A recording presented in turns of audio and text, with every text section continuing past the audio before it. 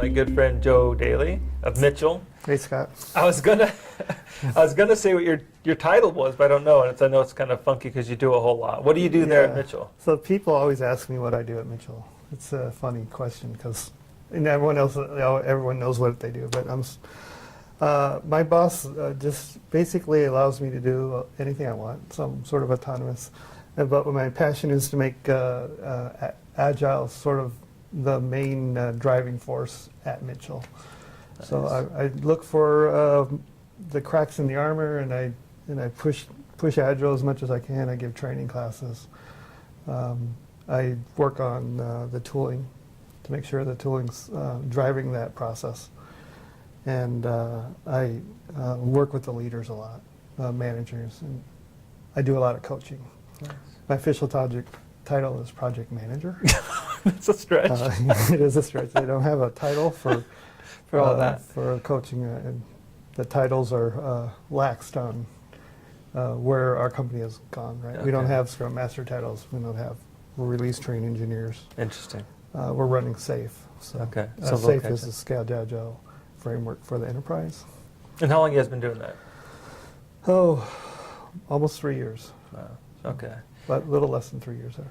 I've heard you share some before on some of that, and I'm drawing a blank with the other fellow who spoke at San Diego Scrum Day. Oh, Ryan North. Yeah, Ryan North spoke on that. Ryan's my partner in crime on that one. So, tell us, if you would, a little bit of the highlights of that journey. What's that been like? Because you were there from the beginning, right? Yeah, When they okay. Right. So I actually worked for Deere, and I was a consultant. And this is funny. I was consulting them on CMMI processes. Process in general was my passion. I came over to Mitchell because Ryan needed someone to try to get 3 divisions to work together. How many people are we talking in those 3 divisions? In the development world, we're talking about 600 throughout, a couple thousand in the company, but in the development world, about 600. So my original sort of audit of what they were doing was anything they wanted, right? Mostly in waterfall. Okay. I found a couple Scrum teams. Really loved the way they worked. In fact, finding those Scrum teams and interviewing those Scrum teams was like, wow, this is great stuff. Okay. But it's kind of hidden, large organizations, so there's kind of pockets hidden. Yeah, so I'm looking for all the different processes throughout the organization, and I find these Scrum teams. And so one statement, the Scrum Master said, if they ever make me go do waterfall, I'm quitting.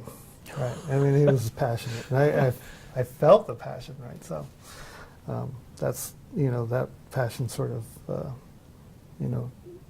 it sort of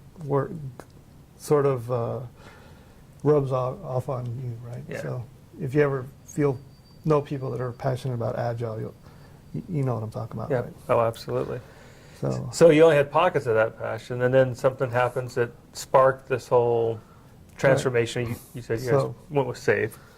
So Ryan and I were thinking about Kanban to deliver software, and we were working for Arez, our CTO. Okay. And he had sort of a little mission, but Arez, wasn't driving it as much as Ryan. Ryan wanted to make sure that our processes were running some sort of Agile consistently across the board. But we didn't know how to do it. We brought David Anderson in for a couple of sessions. David Anderson wrote the book Kanban. Which is great. And then we started bringing in, so our leaders, director level leaders, got this sort of taste of Agile. And they understood it and they liked it. It was sort of this moment, right, where they started getting the taste of it. Then Ryan and I went to the Lean conference. And that was in Long Beach, right? Yeah. Okay. And it just so happened that one of the speakers bailed out, and they had to bring Chad Hordo from John Deere. And he talked about his transition to SAFe. Just so happened that I was working for John Deere before I was working for Mitchell. So I got to see a little bit of that before I left. Okay. So I told Ryan, let's go in and talk, watch Chad. And after that, it was sort of aha moment for Ryan. You went to Moline, right? You guys, folks actually went to John Deere. Later we did. Okay. Yeah. So But you went to this session. yeah, and at you this heard 'em, point, okay. it was like this is something that we can do. Right. Kanban was nice and neat, and Scrum was nice and neat, but organizationally, how do we make people all across our organization come together? And we thought SAFE was where we wanted to go. Nice. Then we had Chad do webinars into our company. We brought Dean in, and he gave a couple of lectures. We sent our CTO and VP product delivery managers out to John Deere, like you mentioned, for a week. We watched their PSI planning sessions and their grooming sessions before that. And so they treated us very well, and we came back. Now we have our leaders on board, not just at the director level, the VP level, the CTO level. So we're still not there, right? Yeah. So what we did was have a what we call a developer conference. Brought in a bunch of agile leaders, Dean Leffingwell, and I don't know why I keep forgetting his name, the guy from Salesforce. Yeah. So they went through their transformation, and he talked about that. We had a person from Intuit, had a bunch of breakout sessions, all dealing with Agile. It just so happened. I don't think they really planned it, but at the end of that conference, the whole developing workforce, QA, developers, VAs, we're all, when are we going to go? Let's do it, right? We're ready. So it sort of put pressure to the management to sort of spend some money. Brought Dean and Drew, and Armin. Mm-hmm. So Armin's a consultant in San Diego. But they came in, and we, one by one, took all our divisions and moved them over to SAFE. Wow. That's Now, there was someone actually earlier in the day that was talking about things going to their workplace. And I said, oh, you've got to talk with Joe, because he was talking about this problem, saying, I've got to do, I'm not external, we're internal doing software for different business units. And yet at Mitchell, if I remember right, you got someone who's responsible for their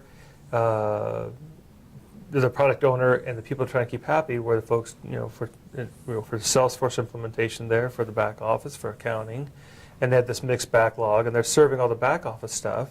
And she actually said it was working really well, if I recall right. Right. And also using it for HR as well, like the whole.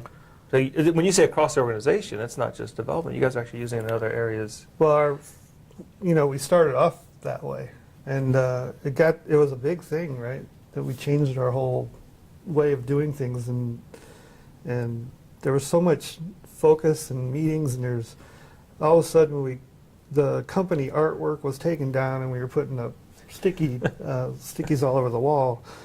And all these people outside of the product delivery teams are like, why do they get so much attention? Why do they get to do all this really neat stuff? And so there was some jealousy, I think, that sort of made them come over and say, can we do this too? And I give a training class every other month or so whenever I have the time. And it's usually not developers anymore, because they've all been trained. Yeah, okay. So we trained our developer workforce, and now we have the outside of the development teams, like HR, finance, those kind of people are going to be coming to my classes. Very cool. Yeah, I'm giving a class Monday. All right. So now the whole world can You're know they invited. can come. You're always invited, right? So for folks that are looking at that, I have two thoughts. One is I want to talk about the problems that you've seen, or why should someone? Why did SAFE appeal to you guys? Because there's obviously controversy out there about it, right? You've seen some of that. Well, there wasn't when we did it. So when we did it, no one knew it. Yeah. Well, so good for you. So get in early, and there's less people arguing. If you talk, we were probably the fourth company to take it on. Early on, yeah. So it wasn't like it wasn't known well enough to throw darts at it. Okay, fair enough. Right. For those who are throwing darts now, why do you think, if you're, say, because you come from a process background, if I'm coming from you from the local PMI chapter, I'm in a PMO, why would I look at that compared to what I've seen happen perhaps with Scrum or even Kanban or these other Agile teams doing things? Why did SAFE resonate, or do you think it would resonate with folks in that position, that maybe if you figure it out yourself part doesn't so much. Right. So this is going on the internet, huh? Okay. So yeah, It's so like, you gotta keep it clean. No, I'm just That's thinking what- that so all those people that hate safe can now hate me. Just as long as I can see the name tag. This is Joe Dailey. It's on both sides. So I think about why safe, right? Because Agile's great, Scrum's great, Yeah. love it. It works. But I've never had anyone give me a great solution to deliver large-scale projects with multiple teams, right? There has to be some structure around it, right? And SAFe gave us that. But it's not like we don't like Agile. It's like we love Agile. Agile is the driving force to SAFe. Mm. But there's some structure on top of that helps us drive requirements a little at a higher level, right? And portfolio management. We have so you have teams that are developing little pieces of the software. We have to have another system team at the top, pulling all that in and making sure it's working at a system level. And we also, I think some of the best things we learned was we learned Agile, right? SAFe gave us Agile, believe it or not. So for us who didn't have Agile, it was good for us because it was sort of made us go Agile. Yeah, And also we have this cadence that if we lost everything and we just kept this 2-week cadence, 10-week planning sessions, we would be great, right? Even if we took through everything we knew about SAFe out the door, we would be great. Just the fact that it was a way for us to go into this Agile movement where we would have had our hard time trying to say, okay, we have like 70 to 80 teams right now. Let's just develop 70 or 80 teams and we'll just start running Agile that way. It would have been hard, Yeah. right? So SAFe gave us this little structural kickstart, right? Now what you do with that framework it's up to you guys. Right? Mm. It's up to us. Last question. Why come to Agile Open? Love Agile Open. Love what he gave me a free pass like 4 years ago. Oh. It was just so happened that I would have never known what Agile Open Space was. So I came here. I get to talk to everybody who likes Agile, just like I like Agile. Usually we're not convincing people to go to Agile, which tends to be my job a lot. Usually it's the nuances of Agile and people that know Agile really well and want to make it improve. And it's nice to talk to people like that. And the free pass helps. I never got a free pass. Just wanted, for the record.